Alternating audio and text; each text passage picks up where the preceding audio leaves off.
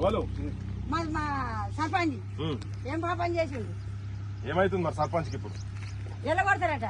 ఊరోళ్ళు ఎవరు కలుస్తారో ఎవరు పోతారో పిల్లలు వేసుకుని అయిపోతారు. ఇల్లు లేక అంత ఇల్లు కూడా కొట్టుకొని పంచుకుంటూ ఆయనేమో అన్నే ఉండే. ఇక ఏం చేస్తారు? ఊరికాడ కిరాయి ఉంటే ఉన్నాను చచ్చిపోయాయి. పిల్లలు ముగ్గురు పిల్లలు అయి ఎట్లాగని చెప్తారు? సార్ చెప్పు. ఏమన్నా చెడవాకం చెప్తే వాళ్ళకి చెడవాకం ఆయన ఇంత దండగైంది, దోషం అయింది, ఇంత భూమి పంచుకొని జాగ పంచుకొని ఎవరు దేని తింటాడు? 4 రోజులు కట్టవచ్చింది అసలు వెళ్ళదాకా ఉంటాడు. ఆయన జాల ఆయన ఉంటాడు. ఆయనకు దేవుడు లేడా, దయ్యం లేడా, పిల్లలు ఉన్నారు. ఎప్పటికి బయలు ఉంటావా మనం? సర్కారు బయలు ఎప్పటికి ఉంటావా మనం? బడి నడిచే బడి అది ఎక్కడన్నా ఉంచుదాం.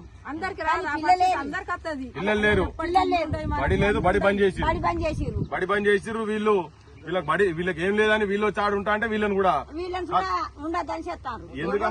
ఎందుకమ్మా మరి అంత ప్రజా ప్రభుత్వం అని చెప్తాడుగా ముఖ్యమంత్రి రేవంత్ రెడ్డి అంటేనే. ప్రజలన్నా గీళ్ళు అని ఆయన చెప్పాలి. మరి వాళ్ళు మేము భూమి అమ్ముకున్న మంచి ఇంత ఈ ఊరు కాకపోతే ఇంకో రాజ్యం వెళ్ళిపోతాడు. అడక తింటాడు. ఏం పోతుంది మరి? ఎట్లున్నది ఈ పరిస్థితి? ముగ్గురు పిల్లలు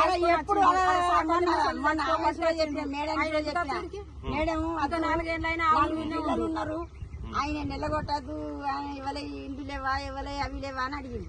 అయితే ఎవరే లేవు, మాకు ఎవరి వాళ్ళకి మేడం అలా మరి పిల్లలు చెప్తలేరంటే అట్లా రూజ్ ఉంటది. పిల్లలు చదవకుండా కానీ అలా ఉండద్దు అంటది మేడం. మేడం ఏం చెప్తారు? మనం చెప్తే మేడం